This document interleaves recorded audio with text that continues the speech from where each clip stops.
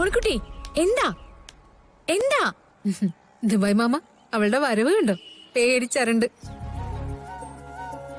ചോദിച്ചതിന് സമാധാനം പറയാതെയാ ഗോപാലമാമ phone cut ചെയ്തത്. അവിടുന്ന് ഓടി പിടച്ച് വരിക ഞാൻ. അമ്മ ഇവിടെ തങ്ക അവിടെ ഒരു കുഴപ്പമില്ലാതിരിപ്പുണ്ട്. മോൾ ആദ്യം ഒന്ന് സമാധാനപ്പെട്. ഒരു കാര്യം പറയാനുണ്ട്. അനിയൻ സാറിനെ നമ്മളെ ഒന്നും ദൈവം അങ്ങനെ കൈവിടില്ല മോളെ.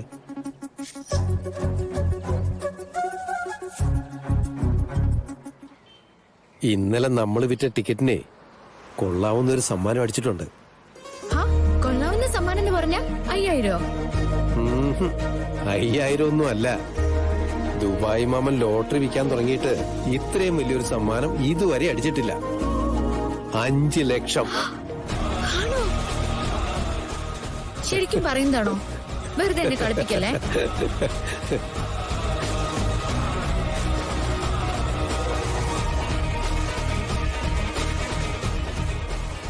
അതെ അതെ മാമ.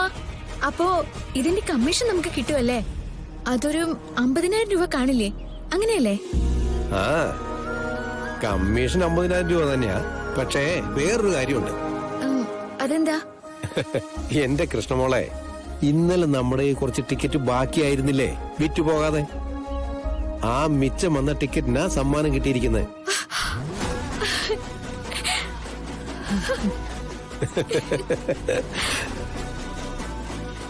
ഇതിന് നോക്കട്ടെ.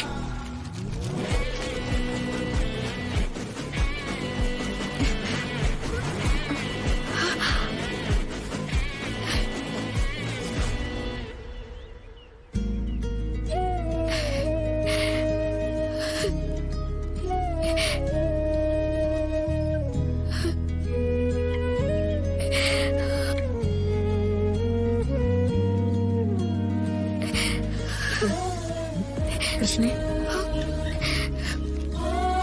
മോളിക്കുട്ടി, ഇതിലും നന്നായിട്ട് എങ്ങനെ ദൈവം അനുഗ്രഹിക്കണ്ടേ? ഇനി ഞാൻ എങ്ങനെ ദൈവത്തിനോട് പരാതി പറയാ?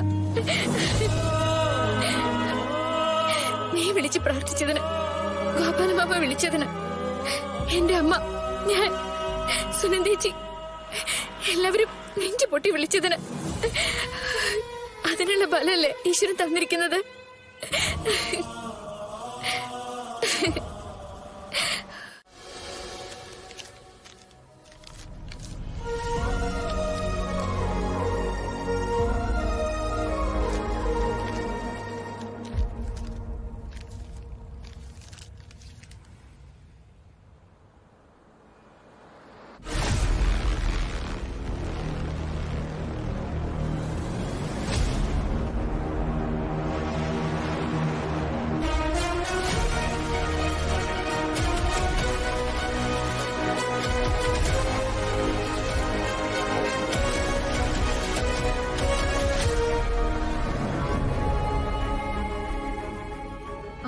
ഡ്രൈവർ, വണ്ടി നിർത്ത്.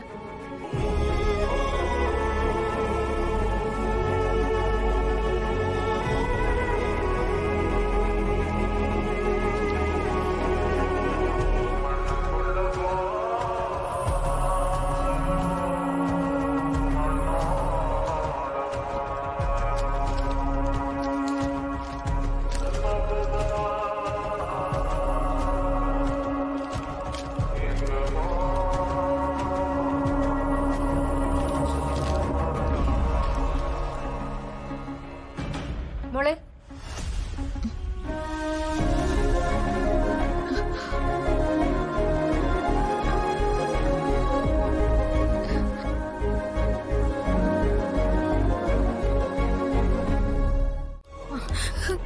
മോളെ, കൃഷ്ണ,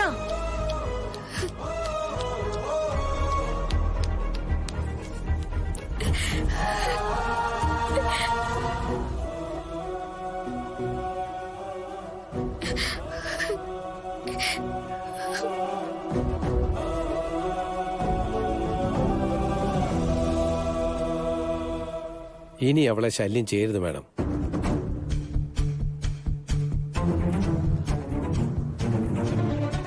നിങ്ങൾ രണ്ടുപേരും സംസാരിക്കുന്നത് ഞാൻ കണ്ടു. ശല്യാവെന്ന് കരുതി അടുത്തേക്ക് വരാതിരുന്നതാ.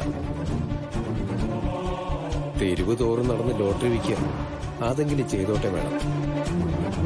പക തീർക്കാൻ വന്നത് ആ പാവത്തിനോടല്ലേ? ഞാൻ പക തീർക്കാൻ വന്നൊന്നുമല്ല. പകയല്ലാതെ കൃഷ്ണയോട് എന്താ മേഡത്തിന്? സ്നേഹോ? സ്നേഹമാണെങ്കിൽ അവള് മേഡത്തിന്റെ മകളാണെന്ന് തങ്കം പറഞ്ഞപ്പോ മേഡം അത് കാണിക്കുമായിരുന്നു.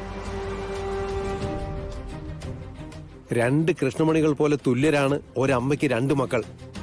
പക്ഷെ മേഡം ബോധപൂർവ്വം ഒന്നിനെ തള്ളിക്കളഞ്ഞു.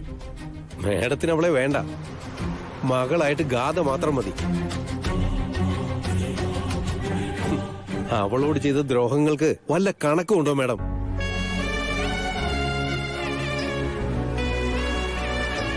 ഇതിനെക്കുറിച്ച് ആലോചിച്ച പോലും മേഡത്തിന്റെ നെഞ്ച് നെരിപ്പോടാവില്ലേ? അത്രയ്ക്ക് ക്രൂരതയല്ലേ കാണിച്ചതൊക്കെ? ഗോപാല, ഞാനിപ്പോ കുറ്റപ്പെടുത്താനോ ശപിക്കാനോ ഒന്നുമില്ല.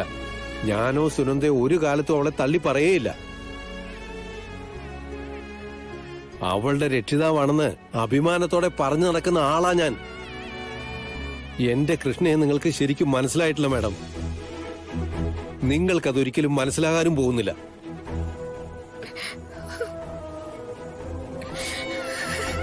ഇത്രയൊക്കെ പറഞ്ഞ് അപമാനിച്ച് ഇറക്കി വിട്ടിട്ട് മേഡം ഒരു ചെക്കുമായി അവിടെ പുറകെ വന്നിട്ടുണ്ടെങ്കിൽ അതിന് മേഡത്തിൻ്റെതായ ഒരു സ്വാർത്ഥത കാണുമെന്ന് എനിക്ക് നന്നായിട്ടറിയാം.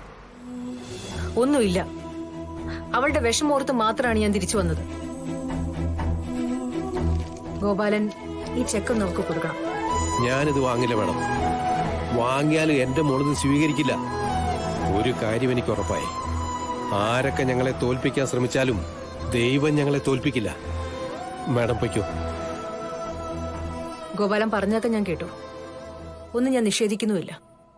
പക്ഷേ എന്നെങ്കിലും ഒരിക്കല് എന്റെ മനസ്സിലെ കരയുന്ന അമ്മയെ നിങ്ങൾക്ക് മനസ്സിലാവും.